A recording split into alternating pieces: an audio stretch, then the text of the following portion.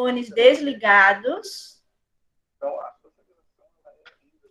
Daniele, você consegue, como organizadora da sala, mutar quem tiver com o microfone ligado, tá? Tá, só um minuto. Não é um exercício, a gente não vai dar bola. Mas isso está junto, isso é importante. Agora, em pandemia, a gente, de novo, olha, como a gente se sente sozinho, né? A gente tem telas e lives. Pessoal, eu vou esperar essa pessoa desligar o microfone, aí a gente inicia, tá bom? Com certeza, porque eu acho que quando tu vai fazer um exercício físico, então, dando também um relato.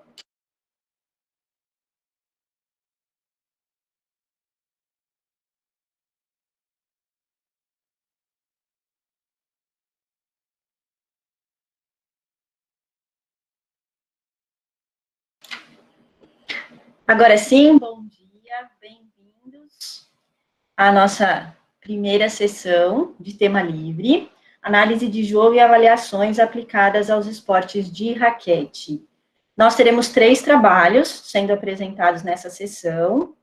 Eu vou pedir para que todos mantenham a câmera e o microfone desligado durante as apresentações. As 3 apresentações vão ser feitas em sequência e, ao final, a gente abre para as perguntas, tá? Meu nome é Karine, eu sou professora da Faculdade de Educação Física da Unicamp. Eu vou estar mediando essa sessão, juntamente com o apoio aí da Daniele, tá bom? Um bom evento para todo mundo. Eu vou começar a transmissão dos vídeos, então.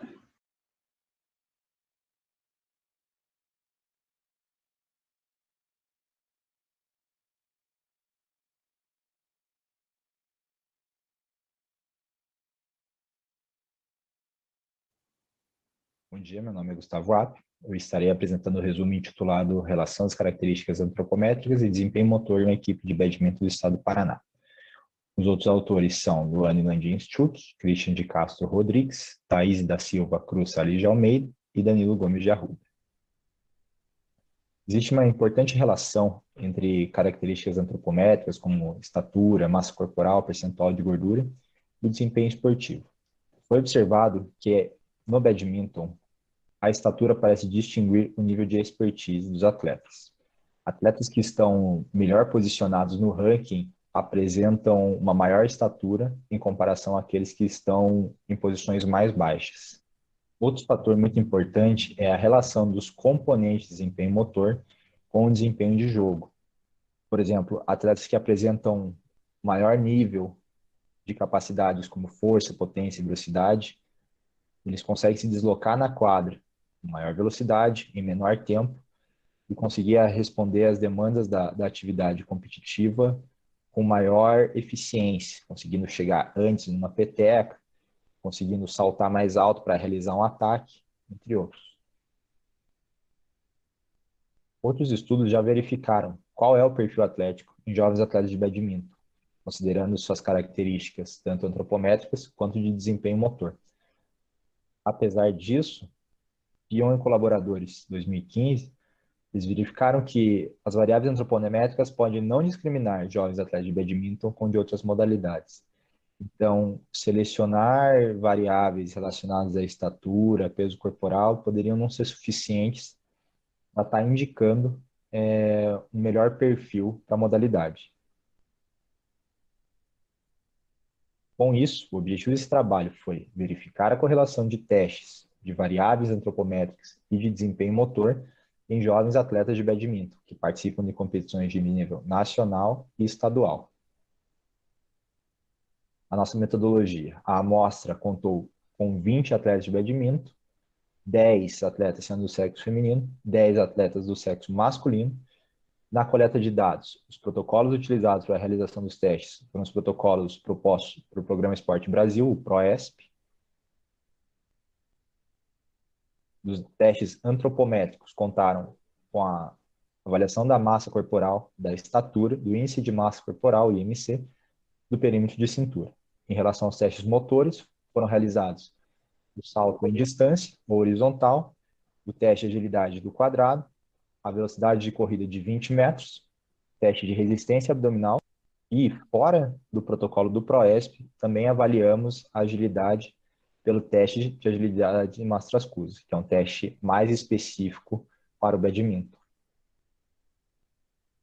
A análise estatística realizada foi feita pela descritiva, análise descritiva, média de desvio padrão, a normalidade através do teste Shapiro-Wilk, comparação pelo teste T, correlação pelo coeficiente de Pearson, e o software adotado foi o IBM SPSS.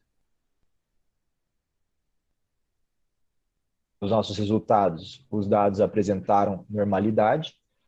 Houve, apesar disso, diferença significativamente superior para o grupo masculino, tanto na variável de estatura, quanto do teste de agilidade de Mastras-Cuse, como pode ser observado aqui pelos dados descritivos. Em relação aos nossos resultados, a tabela de correlação, apresentando a correlação das variáveis antropométricas com desempenho motor. É possível observar que a massa corporal teve uma correlação moderada com o teste de agilidade de quadrado. A estatura teve correlação moderada tanto com o salto, com o teste de agilidade de Mastras-Cuse e teste de agilidade do quadrado. O salto em distância, o salto horizontal, teve correlação moderada com o teste de Mastras-Cuse, com o teste de agilidade do quadrado, e forte correlação com o teste de velocidade de 20 metros. O teste de Mastras-Cuse teve uma correlação moderada com o teste de agilidade do quadrado, e o teste de agilidade de quadrado teve correlação moderada com o teste de velocidade de 20 metros, sendo essas correlações todas significativas no nível de 0,05. Baseado nos resultados, nas análises dos resultados deste estudo, podemos verificar que os atletas que melhor desempenharam em teste de potência e agilidade, eles possuíam uma maior estatura, onde conseguimos verificar, então, essa correlação entre variável antropométrica e variável de desempenho motor. Outro fator a ser observado é que a massa corporal ela apresentou moderada correlação com a agilidade de teste quadrado. Porém, não podemos afirmar que atletas mais pesados realizam o teste em menor tempo, pois também não avaliamos a questão da força muscular, não podendo correlacionar a massa corporal, por exemplo, com o teste de salto horizontal, onde poderia também apresentar uma correlação forte ou moderada, sendo significativamente positivo, demonstrando que talvez esses atletas com maior elevada massa corporal poderiam também ter maior elevada força ou potência, mas o estudo não demonstrou isso e também não buscamos avaliar isso. A potência muscular apresentou correlação, então, com as variáveis de agilidade e de velocidade, sendo importante o seu desenvolvimento e o seu treinamento para situações mais específicas de jogo. Além disso, os nossos dados descritivos do sujeito do sexo feminino da mesma faixa etária foram similares com outros estudos, tanto para as variáveis de estatura, massa corporal, velocidade na agilidade de Mastras-Cuse, velocidade do teste de 20 metros e repetições realizadas no teste abdominal.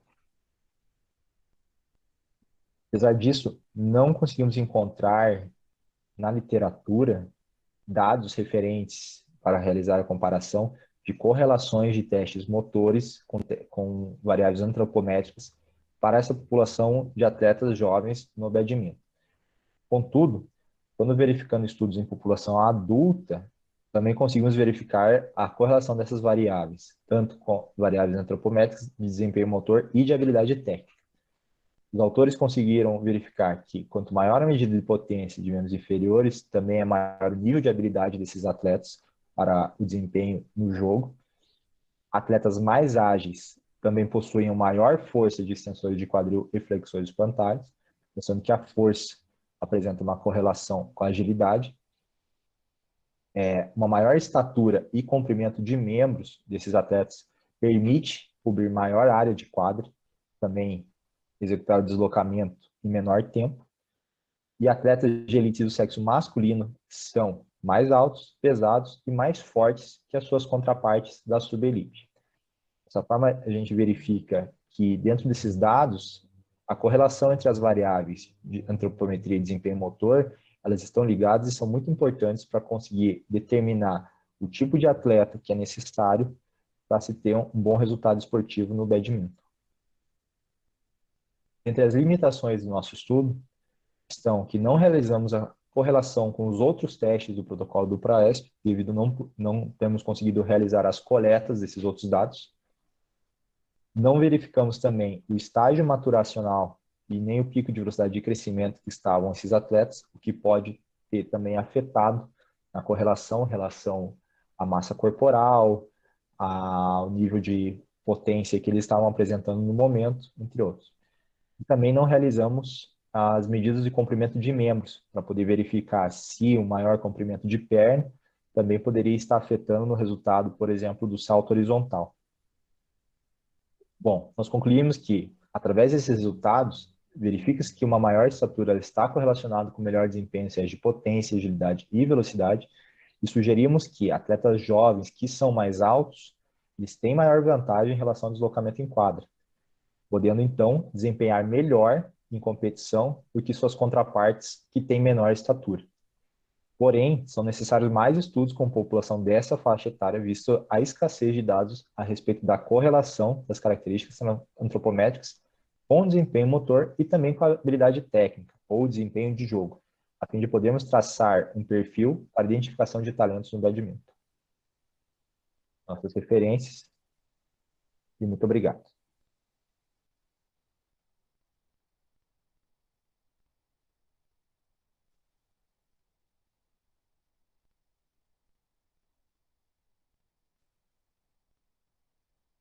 Bom dia a todos. O nosso trabalho é a associação entre as situações táticas e características da finalização de jogadoras sub-17 do badminton pan-americano.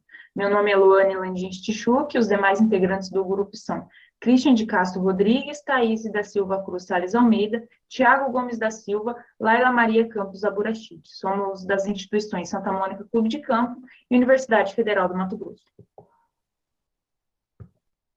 Como introdução, a análise de jogo no badminton ela vem sendo muito utilizada por treinadores e pesquisadores como forma de avaliar o desempenho, isso tanto em jogos oficiais como em treinamentos.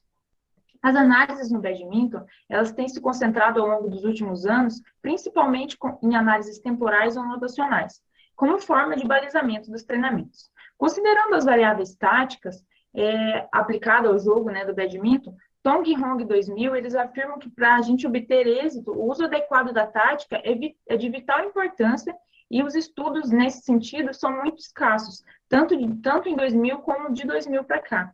Então, essa variável ela deve ser amplamente estudada. Nesse sentido, o objetivo do nosso estudo foi associar as situações táticas e as características da finalização de jogadoras perdedoras e vencedoras de atletas sub-17 femininas participantes da modalidade de simples do 28º Pan-Americano Júnior de 2019. A metodologia. A população e a amostra, a população participantes de categoria sub-17, modalidade simples feminina, dos Jogos Pan-Americanos Júnior de 2019.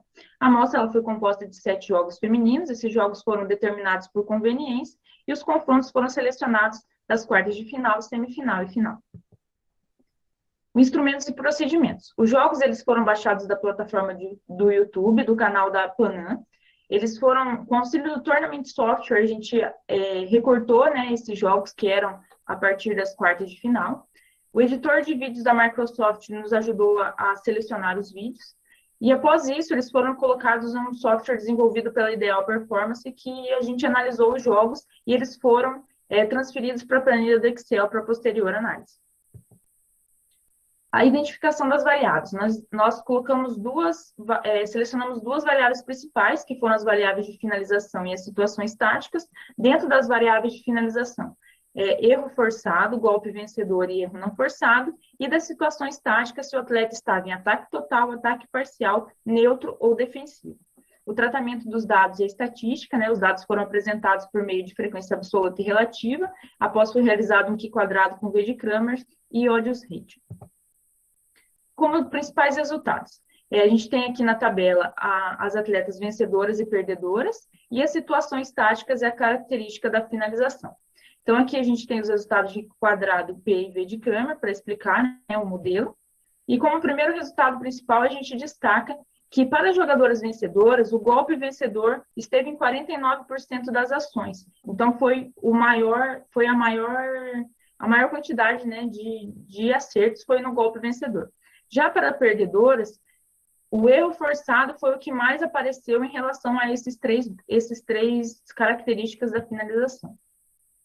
Outro resultado que chamou bastante atenção foi que as jogadoras vencedoras tiveram o golpe vencedor ali em 59 ações, então 24,3% no ataque total. E já o erro forçado ele foi muito superior na defesa, o que já era de se esperar. Para as perdedoras, a defesa no erro forçado também foi o que mais se destacou, com 82 ações, 25,8% do total. Outro fator que a gente gostaria de destacar é o erro não forçado. Aqui a gente tem que quando as jogadoras vencedoras cometeram erro não forçado, em 25 ações ou 10,3% foram em situação neutra. Por que a gente gostaria de destacar isso? Porque a situação neutra é uma situação onde o atleta está extremamente estável para realizar o golpe. Ou seja, esse erro ele pode ser chamado de um erro bobo, um erro que a atleta teria controle para executar um golpe com excelência e nas jogadoras vencedoras, foi o que obteve a maior porcentagem dentre as outras do erro não forçado. Já para as atletas perdedoras, não houve uma única ação, e sim quase que uma igualdade entre três ações, que foram o ataque total, o ataque parcial e também a situação neutra. Para a discussão, a gente traz aqui, então, que o golpe vencedor foi a característica que obteve mais percentuais para as vencedoras, e esses estudos eles estão de acordo com o resultado encontrado por Shimnazo 2017. O percentual de erro não forçado para as atletas vencedoras foi menor do que o das perdedoras, o que corrobora com os estudos de UDAB e Súcula 2011 e também Shimnazo 2017, em que a média dos erros não forçados em jogos perdidos foi maior do que em jogos vitoriosos. Esses resultados eles demonstram que o principal fator para se obter a vitória nesse campeonato especificamente foram os golpes vencedores, pois quando as atletas venceram, elas tiveram 15,7% a mais de aproveitamento para esse golpe vencedor. Como conclusão do nosso estudo, a gente traz que os resultados sugerem que para vencer os jogos, as atletas devem aproveitar mais, né, o ataque parcial e tentar minimizar os erros, esses erros de forma geral, tanto os erros forçados quanto os erros não forçados. Esses dados eles servem para os treinadores dessa categoria, para que eles possam identificar as possibilidades táticas e colocar isso no seu dia a dia de treinamento para melhorar a qualidade dos seus atletas, principalmente aqueles relacionados a essa categoria específica. A gente agradece os fundos da BWF, o suporte da CBBD e ao Comitê Olímpico Brasileiro. Aqui foram as referências que nós utilizamos para esse estudo e agradecemos a atenção de todos.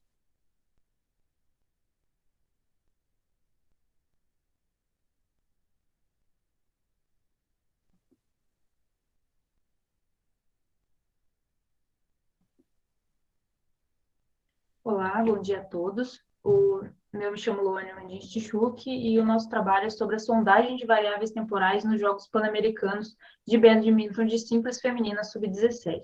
Os outros integrantes do nosso grupo são Christian de Castro Rodrigues, Thaís da Silva Cruz Salles Almeida, Thiago Gomes da Silva e Laila Maria Campos da Borrachim. Somos das instituições Tamanho Clube de Campo e Universidade Federal do Mato Grosso.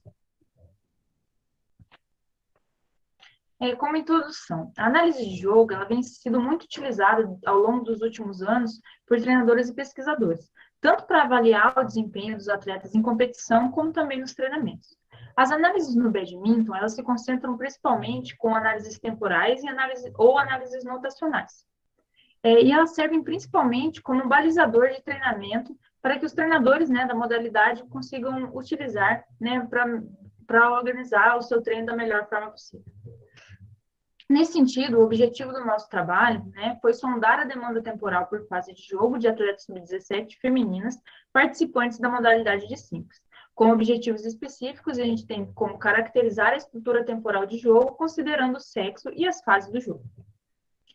A metodologia, a população e a amostra. Na população, participantes da categoria sub-17, em modalidade simples feminina, dos Jogos Pan-Americanos Júnior de 2019.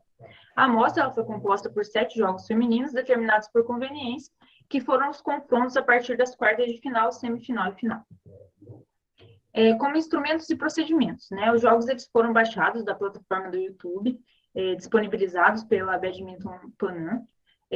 Com o auxílio do Tournament Software, a gente recortou, né, os jogos, né, que foram, né, das quartas, semifinais e finais. Eles foram transferidos para um editor de vídeos da Microsoft e, posteriormente, a gente analisou eles num software desenvolvido pela Ideal Performance, que transformou esses dados em planilhas do Excel. A identificação das variáveis. Para as variáveis de tempo de jogo, a gente avaliou número de golpes por rally, tempo de repouso entre os rallies, tempo total de jogo, densidade de trabalho e frequência de golpes. O tratamento e análise estatística, ela foi feito, os dados foram analisados por meio de estatística descritiva, né, com média e desvio padrão, e uma análise inferencial com a nova One Way com pós-rock de Bonferroni. Os resultados. Na tabela aqui, a gente mostra as variáveis analisadas, né? O tempo de rally, pausa de jogo, densidade de trabalho, golpes por rally, frequência de golpes, e as fases do jogo, né? Se foi quartas, semifinal ou final. Os valores estão demonstrados em médias e o padrão mínimo máximo e o valor de pi. Com o primeiro resultado, a gente mostra aqui que o tempo de rally e golpes por rally não foi encontrada diferença significativa entre as fases do jogo. Já para a pausa no jogo, densidade de trabalho e frequência de golpes, houve diferenças estatisticamente significativas. E essas diferenças estão na pausa de jogo de quartas de final para semifinal, da densidade de trabalho das quartas de final para semifinal, e a frequência de golpes das quartas de final para semifinal e da semifinal para final. Como mostra ali nas flechas, a gente destaca principalmente a semifinal dentre todos os jogos.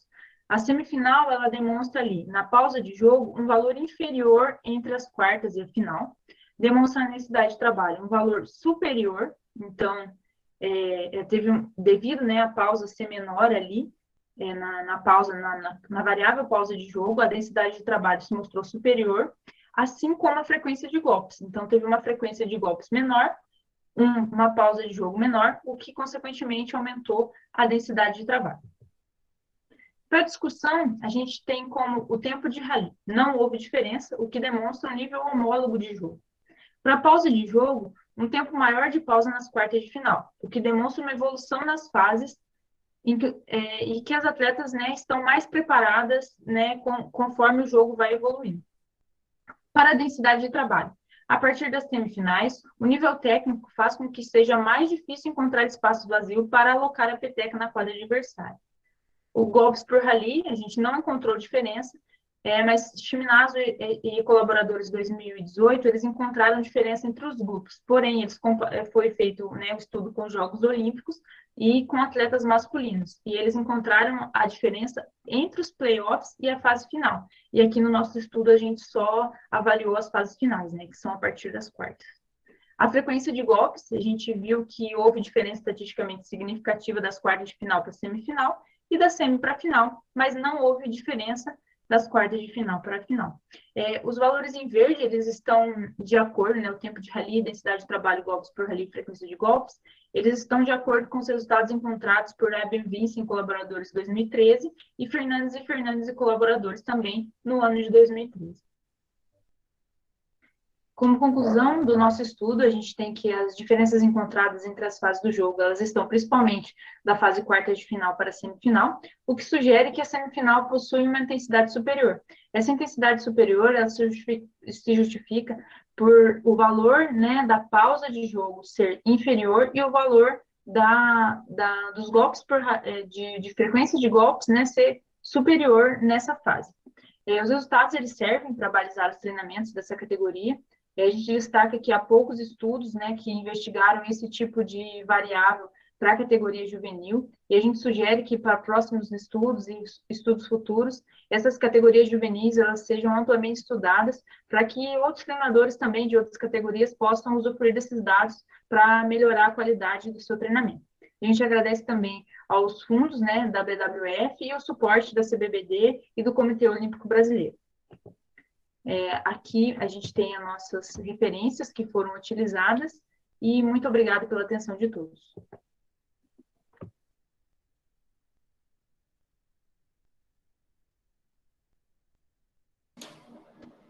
Obrigada aos autores que fizeram a apresentação aí dos trabalhos. Eu convido todos agora a abrirem suas câmeras. A gente vai abrir agora a sessão para as perguntas, e vocês podem fazer as suas perguntas abrindo o microfone. Quem não se sentir à vontade, pode colocar a pergunta no chat que a gente lê.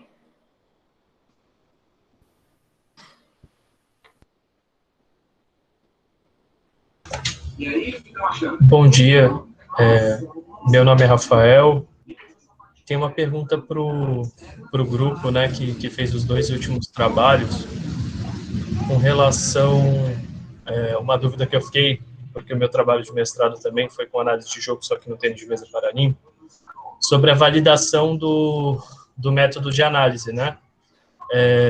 Então, vocês não comentaram na metodologia, eu sei que o tempo é bem pequeno, mas eu queria saber se tanto na análise técnica, né, e tática feita no segundo estudo, quanto na análise temporal, se essa análise já foi validada em estudos anteriores, né, a metodologia da análise. Enfim, essa é a pergunta, se ela já foi validada e vocês utilizaram algo que já estava validado, ou vocês mesmos validaram as avaliações, tanto as técnico-táticas do segundo estudo, quanto as de estrutura temporal do terceiro. Obrigado.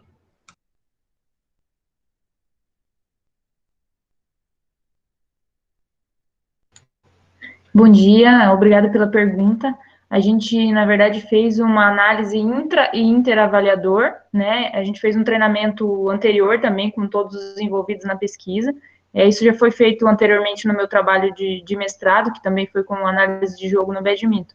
E a gente fez uma parte da amostra, né, 10% da amostra de jogos foi reavaliada, e aí fizemos a fidedignidade entre os avaliadores e interavaliador. Não sei se a pergunta era mais ou menos essa. Não sei se respondi. Era isso mesmo. Respondido, obrigado. Por nada.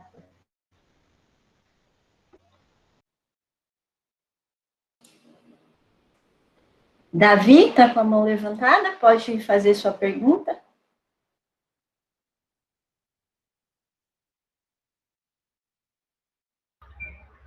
Oi, bom dia a todos e todas. Diego Jaboá. Você fala aqui de Santos, de São Paulo. A minha pergunta, na verdade, é mais até no campo da curiosidade, né? Como o colega falou, o tempo é muito pequeno, mas ficaria para o grupo que apresentou a análise antropométrica.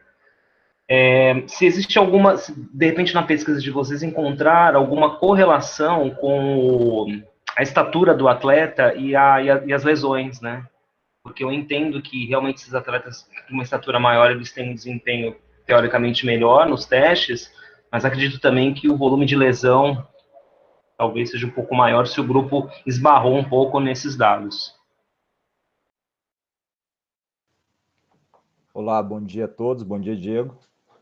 Bom, nosso estudo a gente acabou não fazendo nenhum tipo de análise relacionada à lesão ou prevenção de lesões, né? Como a gente não teve um período de experimentação, por exemplo, em relação ao treinamento, né? E também não fizemos nenhum outro tipo de teste que pudesse, por exemplo, predizer que esse atleta pudesse estar com um elevado nível de lesão por fato de algum dos CS, tanto antropométricos ou tanto desempenho motor, apresentasse um valor que pudesse estar relacionado a estar com maior risco de lesão.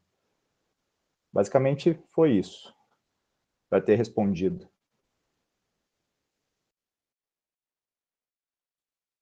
Nós temos uma pergunta no chat, ó. Como esses resultados, tanto da análise tática quanto da análise temporal, podem impactar nas tomadas de decisões dos treinadores nas fases finais das competições?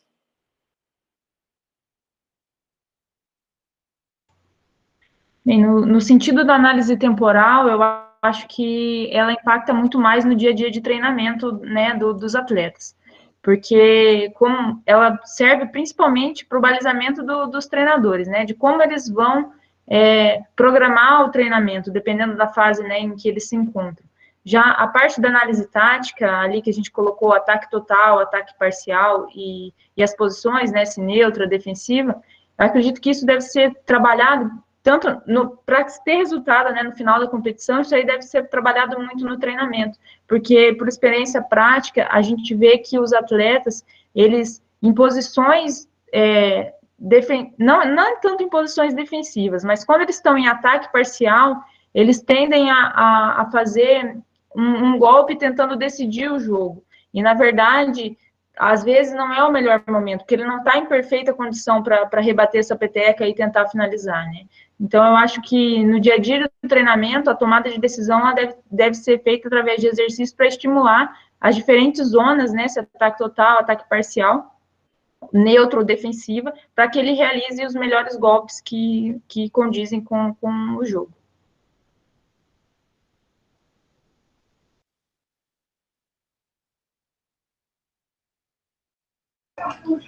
Rafael, eu tenho mais uma pergunta aí. Com relação, vocês acabaram mostrando o mínimo e máximo ali na análise temporal, principalmente. Talvez vocês não tenham mostrado aqui, mas vocês tenham esses dados com relação ao percentual de cada faixa de duração de rally ali. Então, a média foi ali, agora se eu me lembro, foi entre torno de 6 segundos e alguma coisa, né, da duração dos rallies. Vocês fizeram algum tipo de análise para saber qual o percentual do jogo? Então, o jogo, 20% da duração total do jogo ficou nessa duração de rally, mas teve um percentual do jogo que chegou a ter rally, sei lá, de 20, 30, 40 segundos. Vocês fizeram essa análise em algum outro estudo? Vocês têm esses dados? Na verdade, a gente tem esses dados, mas a gente não rodou nenhuma análise para separar, né, como eles estão todos planeados por rally, então a gente tem exatamente quanto tempo durou cada rally, né, além das médias, né, e o que a gente apresentou. Mas a gente não rodou nenhuma estatística para agrupar essas porcentagens de quanto tempo, né, ou quantas ações tiveram algo superior, né, rallies superiores a X segundos. Mas bastante interessante a sua contribuição. Eu falo porque no meu estudo eu fiz a análise temporal das classes do tênis de mesa paralímpico, né, das 11 classes, e agora eu não apresentei na dissertação, mas agora para o artigo a gente quer apresentar essas porcentagens, porque, por exemplo, se a gente enxergar que numa classe, apesar de haverem momentos, situações onde o rally pode chegar, sei lá, 10 segundos, se em 80% do jogo ele só chega até 5 segundos, a gente acredita ser um importante indicador para os treinadores, né, para como eles vão aproveitar o treinamento. Então, se 80% do jogo, o jogo só vai até 5 segundos, porque eu vou trabalhar menos ou mais do que isso em outras faixas de tempo, né? Então, fica aí uma dica também. Muito obrigada, a gente vai ver isso aí com certeza.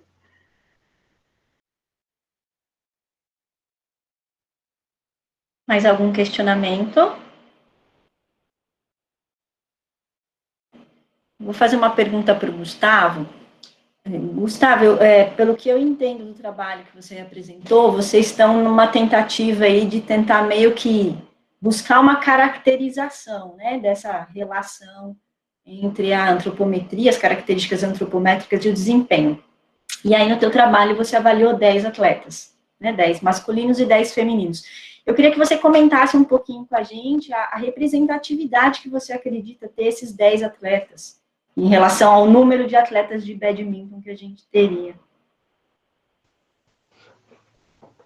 Na verdade, se a gente for analisar pelo tamanho da amostra, é um N bem pequeno, né? A gente até não conseguiu coletar mais dados de mais atletas, né? Mas se você for analisar realmente por essa representatividade, considerando a diversidade dos atletas que a gente tem aqui no Brasil em relação a essas características, né, é muito pequeno. A gente não pode simplesmente chegar e falar que para todo mundo isso vai servir, né?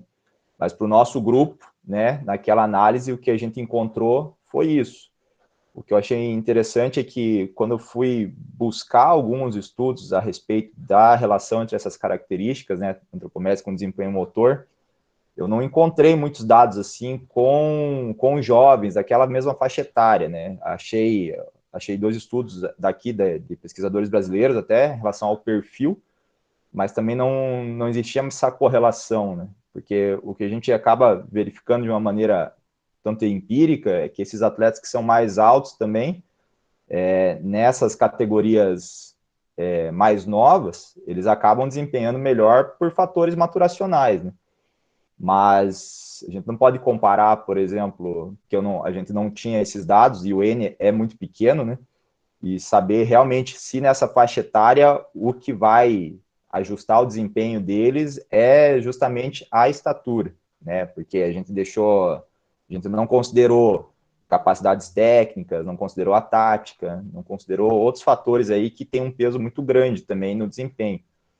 Mas na nossa amostra, né, essa correlação mostrou que é importante, né? Corroborando com alguns estudos daí com amostras de atletas adultos. Mas, infelizmente, eu não consegui encontrar. Encontrei até atletas de nível universitário, né? Mas na faixa etária dos 14, 15 anos, eu acabei não encontrando nenhum estudo, sim, que fizesse essa correlação dessas variáveis antropométricas com desempenho motor. Legal, Gustavo. Às vezes tem bastante críticas nesse sentido, né? O teu N é pequeno, não é representativo, mas eu acho que vale a discussão de que, por exemplo, 10 é muito, é pouco, a gente não consegue responder isso e também não é um teste estatístico que vai mostrar. Mas quando você traz, por exemplo, a variabilidade que você tem dentro das variáveis que você está estudando, você consegue, de certa forma, esclarecer um pouco mais essa questão da representatividade, né? Porque quanto maior for a variabilidade do que você está estudando, maior seria o número de atletas, e não só o número de atletas que a gente tem no total, né? Mas alguém tem mais algum questionamento dos trabalhos?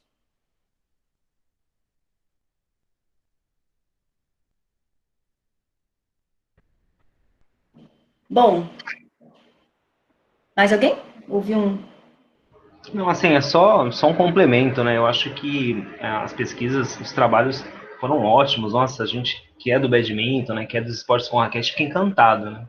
Então, eu acho que toda essa movimentação de pesquisa é um começo, né? Um começo e muito significativo, né? Essa questão da amostra, eu concordo que existem muitas críticas em relação a isso, mas olha o quanto é importante, né? Esse passo, o quanto é brilhante tá olhando para esses aspectos numa crescente, né? Então, deixo aqui os parabéns aí aos 3 trabalhos e é uma satisfação imensa ter jovens pesquisadores, principalmente envolvidos, né, com as modalidades com raquetes, em especial com o badminton, que eu sou da área do escolar, né, da área da iniciação, e é um esporte que entra muito fácil na iniciação. Eu acho que a grande dificuldade nossa depois é o contínuo, é manter, que são essas características que a professora até comentou na live, né? Mas, a princípio, é sensacional, só vem somar. Parabéns aí, pessoal, muito bom.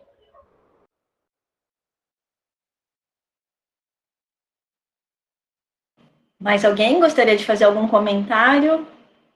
Eu acho que essa é a vantagem da gente ter é uma das vantagens que a gente tem no evento online, né? A gente ter essa possibilidade de bater papo, que geralmente, quando é apresentação em congresso presencial, fica o palestrante lá no palco e a gente na plateia. Então, aproveitem essa oportunidade. Bom dia. Gostaria de falar?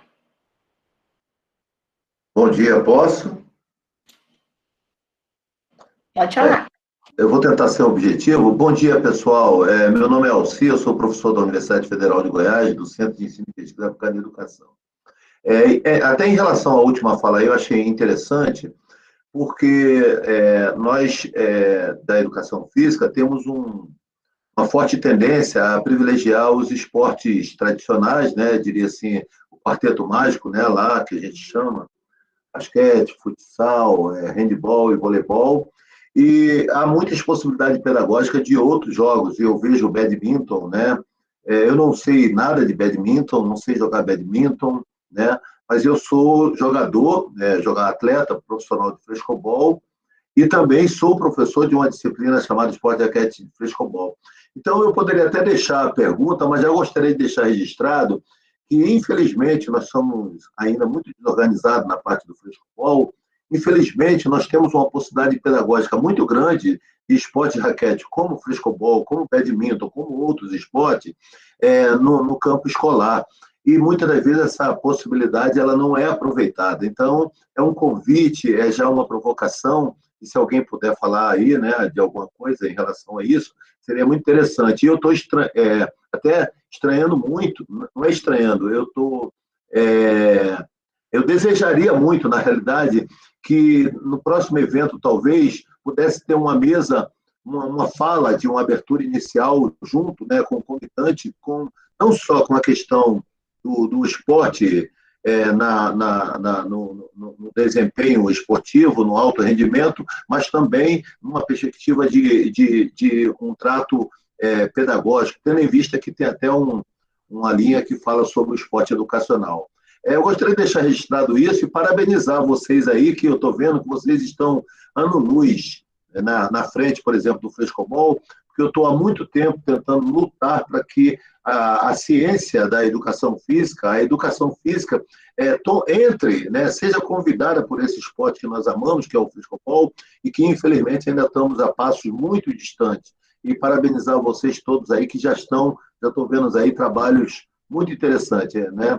Infelizmente, são poucas as pessoas como eu que estão lutando para que esse esporte, que é genuinamente brasileiro, né, que é o frescobol, como outros esportes genuinamente brasileiros, e o artigo da Constituição, artigo 217, né, inciso 4, diz claramente que a União deve fomentar esses esportes e deve, inclusive, colaborar no sentido de fazer esse acompanhamento, tudo que pudesse fomentar esse esporte deveria ter sido feito. Isso está na Constituição, hein? Não sou eu que estou inventando.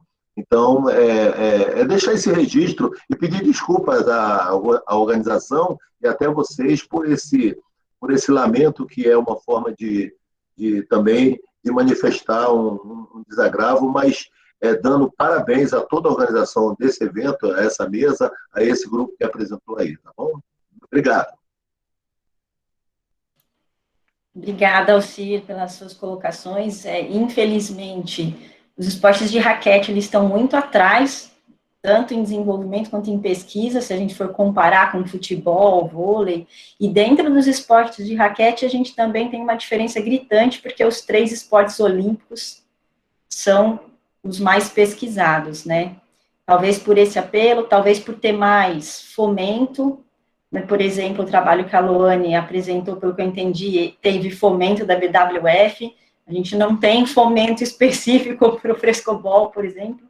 É lamentável que a gente dependa disso para produzir pesquisa no nosso país, mas fica aí registrado o seu apelo para que a gente consiga avançar nos esportes de raquete como um todo, né? Eu queria dar parabéns pela apresentação dos trabalhos, pelos trabalhos apresentados. É sempre muito bom ver pesquisa, discutir pesquisa nos esportes de raquete, né? A gente precisa unir forças para melhorar esses esportes em todos os âmbitos, né? E coincidentemente, os 3 trabalhos apresentados aqui foram sobre o badminton, mas já houve uma troca, né, entre o que estava estudando tênis de mesa, já enxergou possibilidades, então essa troca que é super bacana também entre os esportes de raquete. Espero que vocês tenham muitas trocas dessa aí durante o nosso evento. E antes de encerrar a nossa sessão, eu queria divulgar para você o livro que está sendo lançado neste evento, que é o livro de esportes de raquete, produzido, está sendo com a editora Manoli. Eu tive a felicidade de poder escrever um capítulo desse livro. Então, o livro ele foi organizado pelo João Guilherme Crente Chiminazzi e pela Thaisa Belli.